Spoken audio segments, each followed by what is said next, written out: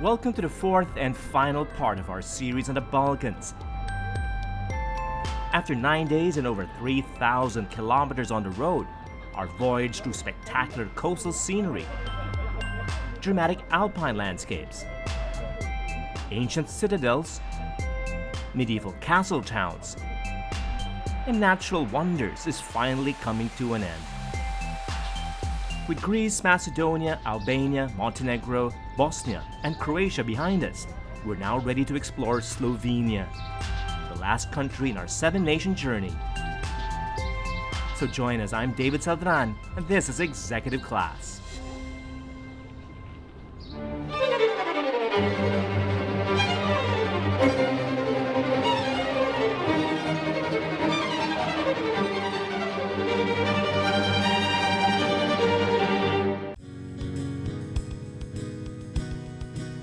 It's day 10, and we're now in Slovenia, the country at the northernmost tip of the Balkan Peninsula.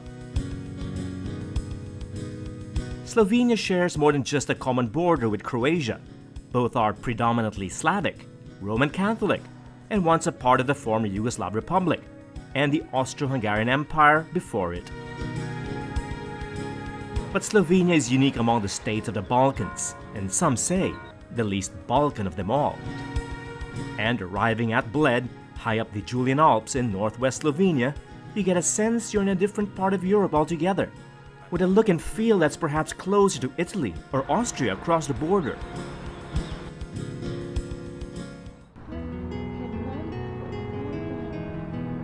I can't begin to describe just how ridiculously beautiful Lake Bled is, but maybe these images of the lake, framed by forests, hills, and the towering Karavanke Mountains do a better job.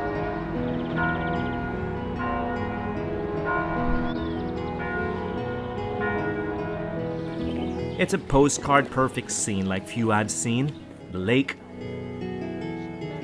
the little Bled Island with its gorgeous Gothic church, and medieval Bled Castle perched on a rock. It's all too picturesque to be real. So this is what Lake Bled looks like from the ground. It's beautiful, isn't it? And that's why it's one of Slovenia's most popular tourist destinations. It's so lovely, it's been an attraction since the 1850s.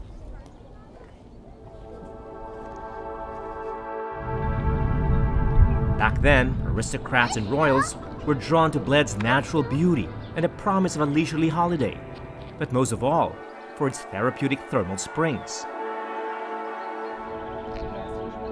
This, according to local guide Senia Sefai, was a tipping point that led to Bled's popularity.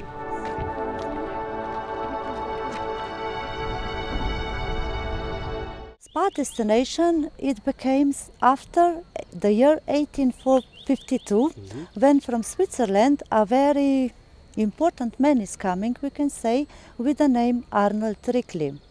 And when he came here and he saw the beautiful natural lake, a lot of sun we have here from May to end of September, and also what we have, two springs with the thermal waters. And when this man from Switzerland see how rich is this place, he starts to open with the natural treatment for the guests. So we can say in this time we start with the real tourism in Bled. Thermal spa treatments are still popular today, but more come to enjoy the outdoor activities like hiking, biking, and rowing on the lake. But Bled isn't just for health buffs. One of the top attractions of the place is a calorie-rich local vanilla custard cream cake. No joke, people come from all over just to taste the original, created by the pastry chef of Bled's Park Hotel back in 1953. A secret recipe. Only in Hotel Park in Bled they have the original recipe, and that's why if you like eat the original cream cake, you must visit the city Bled. Let me try it. So it's a little bit It's not so sweet like it looks, outside, you will see. Softy the inside. It's very softy. It's good? It's great. It's not too sweet. Many have tried to copy it, but only here can you taste the original. perfect squares of delicate puff pastry dusted with sugar powder, with layers of light vanilla cream and egg custard in between. Wow, this is really good. But it's also a lot of calories. But don't worry, because the tradition here is after a cream cake, you take a walk around the lake. So I'm gonna enjoy this.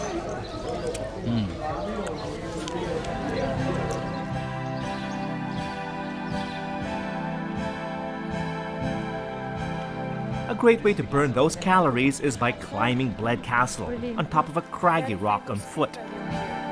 It's not just good exercise. The hike to the castle grounds also reveals the finest views of Bled Island, the southern bank of the lake, and the countryside beyond.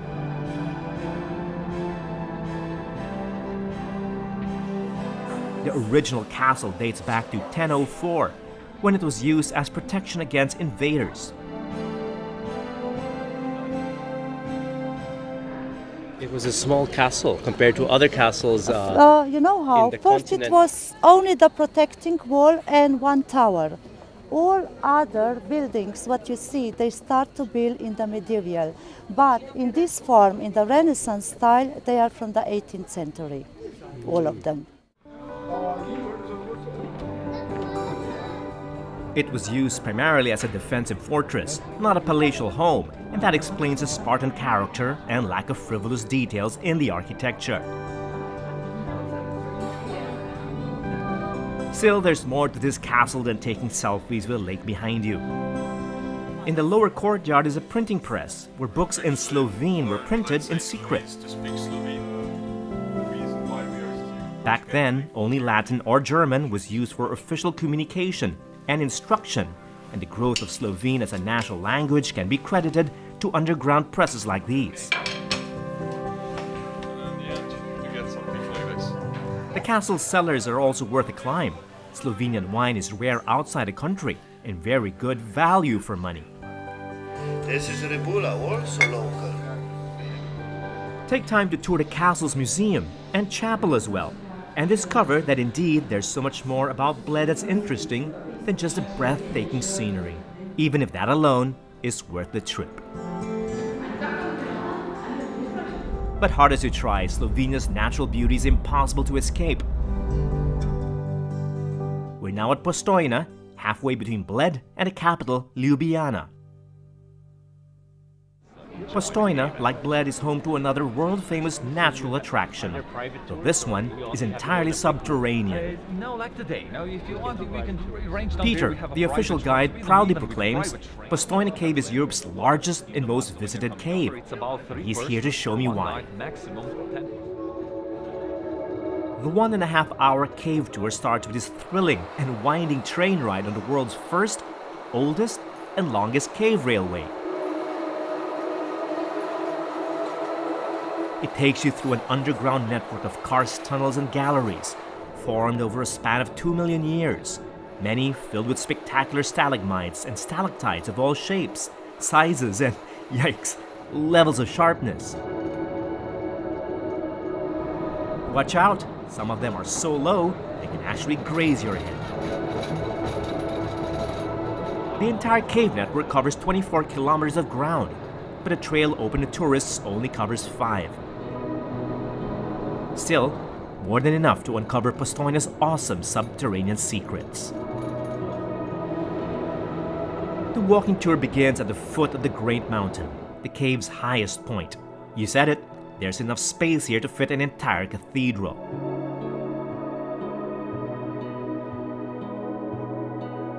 Everything what we are seeing today, this was everything made by the water. So the water, it's dissolving the limestone, and that's how all of these caves in Slovenia they were made.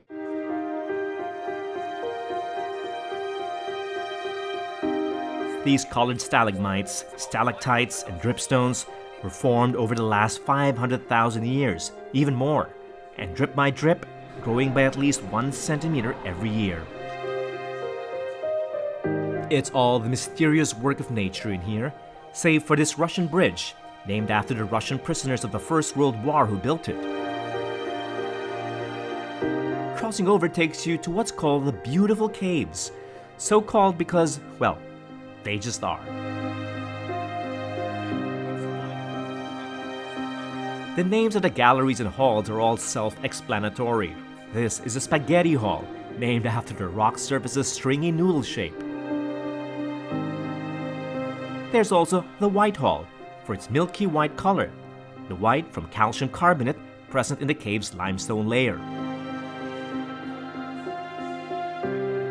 And the Red Hall, for the naturally occurring red shade in this side of the cave. Red is from iron from the red earth that seeps down from the surface.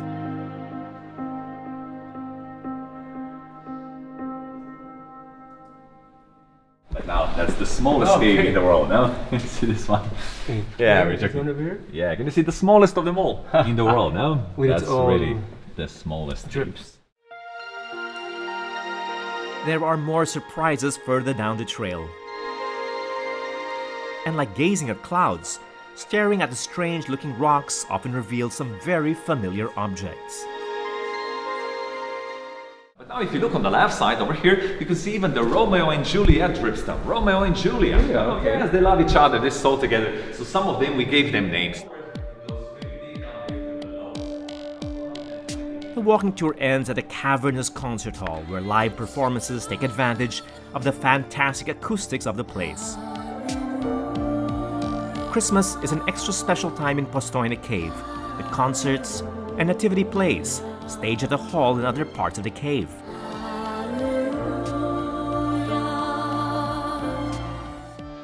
But any other season is fine, as there's a constant temperature of 9 degrees Celsius all year round underground.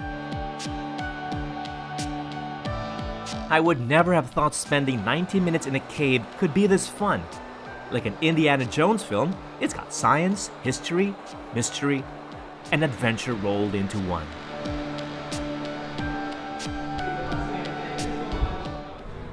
Whew. That was really exciting and exhilarating. At first I was skeptical. Why visit a cave when you're in Europe or in Slovenia? A cave? Well, that's why.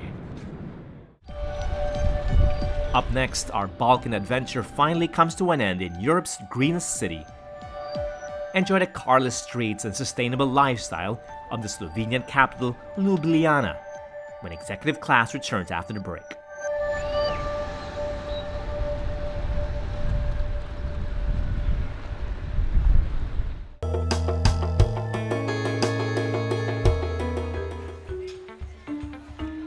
Welcome back to the final part of our series on the Balkans. Before wrapping up our journey, here are some travel tips on getting there and around. To get to the Balkans, we recommend flying Turkish Airlines because of their extensive route network in southeastern Europe via Istanbul. It's the fastest and most convenient way to get there. And we love their in-flight service and amenities, especially in business class. Turkish Airlines is the only carrier that flies direct to and from Manila to the Balkans. Daily flights to Istanbul, the gateway to the Balkans, eliminate the time-consuming detour to airports elsewhere just to catch a connecting flight to the region.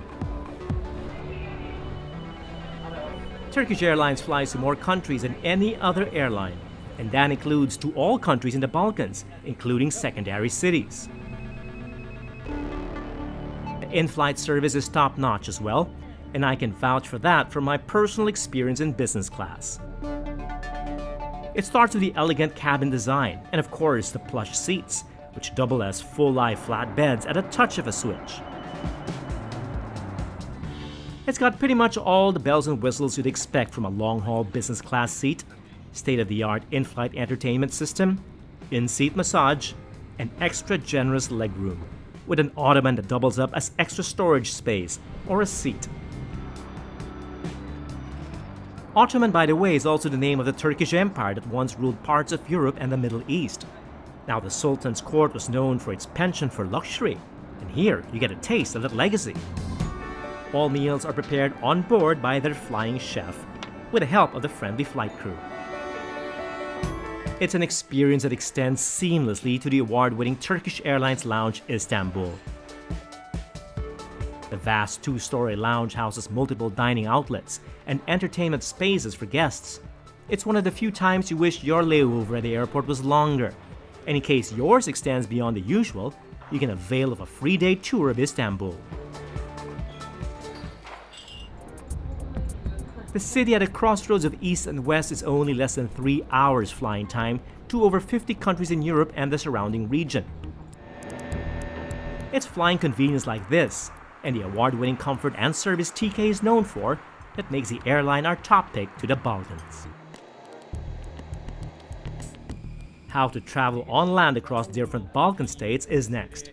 Getting around this war-torn region was once risky business, but not anymore. The conflicts have subsided and the borders are now open. But since most Balkan countries are neither Schengen nor Eurozone member states, the varying visa restrictions and use of local currencies can be confusing. So to play safe, you can book your trip with an experienced tour operator, preferably a travel company that's based in the Balkans and run by locals. Albania Experience Landways, based in Albania and Slovenia, with its network of Philippine-based partners, is our choice of travel services provider. Like other companies, they organize standard package tours, but we like that they offer customized itineraries as well, so you can travel like we did, privately and at considerable leisure, in a friendly company of knowledgeable personal guides, a dedicated vehicle, an expertly trained chauffeur. Now that we've given you tips on how to get to and around the Balkans, it's time to resume the last leg of our road trip in the final city of our 11-day journey. We're now in Ljubljana, the capital of Slovenia. This pedestrian-friendly city has been listed among the cleanest, the greenest, and most livable cities in the world. So, let's explore this town on foot.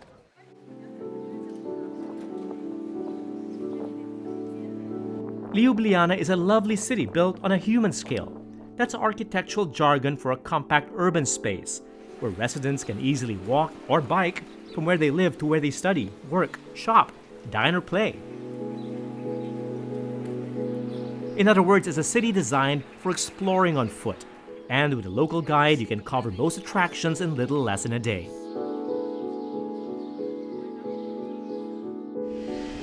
You must be Katya, right? Yes. They said I'd meet you at the Fisherman's Nice Bridge. to meet you. Hello, Hello. David. Welcome to Ljubljana. So I've only been here a few moments, Katya, Yeah. and I must say it's a lovely, pleasant, and as they say, a very livable city, isn't it? Oh, thank you. That's nice to hear. It is really measure of man. Ljubljana actually has only about 300,000 people living here, but it's actually very green, very pleasant, and in the last few years we are systematically enlarging walking areas.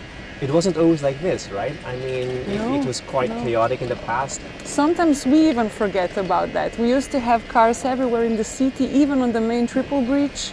And now, actually since 2007, portion by portion has been closed to cars, and people are really enjoying this, and we are noticing a steady increase in tourists. To keep the city as green and livable as it is, Ljubljana has closed down the core city center to traffic, encouraging residents and tourists to use bicycles or these electric-powered vehicles for free. Waste management is also taken seriously, and that explains why Ljubljana is such a clean city.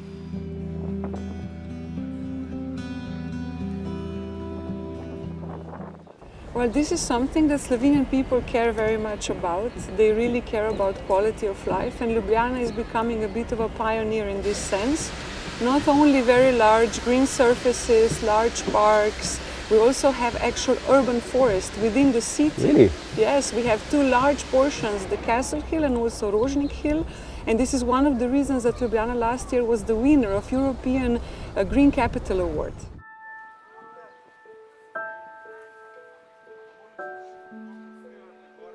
It's a good idea to begin your tour at any one of the bridges over the Ljubljanica, as most of the main sites and grand buildings are found on the embankments on both sides of the river. A walk along the water reveals a harmonious blend of medieval, Baroque, and modern architectural styles the city is known for. The bridges are popular attractions in themselves. Zmajski, or Dragon Bridge, with its bronze sculptures of the mythical beast, is a symbol of the city. Tromostojve, or Triple Bridge, with its three parallel pedestrian stone bridges, is the architectural masterpiece of Jože Plečnik and can rival even the best of Venice. The bridge connects the left bank to Prešeren, the main square, designed as well by Plečnik. It's named after Slovenia's greatest poet, Franz Prešeren, whose statue looks longingly across the square at his unrequited love, Julia Primic. The Red Franciscan Church, another cultural icon of the city, is located on the same square, along with the elegant department stores built in grand Art Nouveau style at the turn of the century. A short walk from Prešeren is Congress Square, the preferred site for political gatherings, including the historic mass demonstrations of 1991, which led to Slovenia's independence from the former Yugoslav Republic. Crossing Cobbler's Bridge to the left bank takes you towards Ljubljana's historic Mešni Square, famous for shopping. Part of the city's commitment to sustainability is giving prime retail space for traditional artisans and local brands to thrive, and you'll find many homegrown establishments here.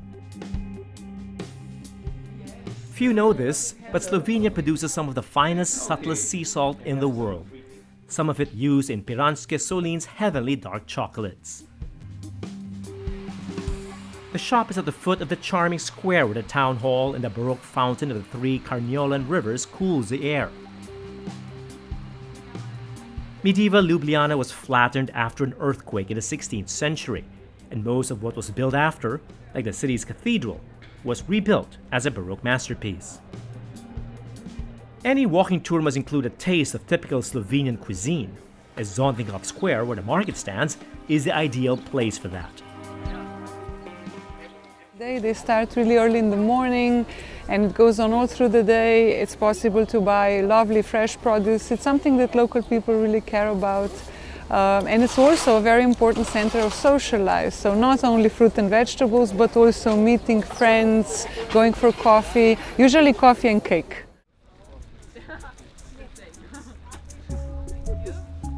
Aside from fruit and veggies, the square at the center of town is dedicated to bakeries and butcheries, so food is always fresh here. In Slovenia, eating healthy is a priority. So instead of soda or candy, you'll find machines dispensing same-day fresh chilled milk instead. This is 20 cents worth. Not bad. I've seen many vendo machines all over the world, but this is the first one that dispenses fresh cow's milk. Amazing.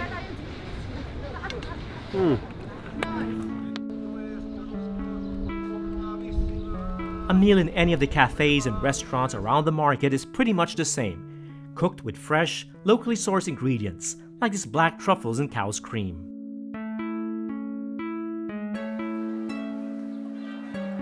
A half-day tour on foot covers most of Ljubljana's highlights, but that's not the kind of tourism the city encourages.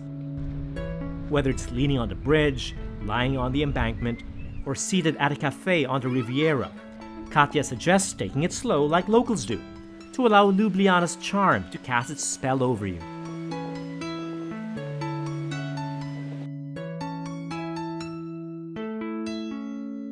You were telling me you used to live in Florence, but now you're back in Ljubljana. Yes. So why? Actually, because of quality of life. Because once I realized what I actually have in my hometown, I never actually even thought for a moment of living somewhere else again. So you've decided to come back. It is a beautiful place. Thank you so much. It was a pleasure having you visit. Have a nice trip. I'm going to enjoy myself. Ciao. Bye. Bye-bye.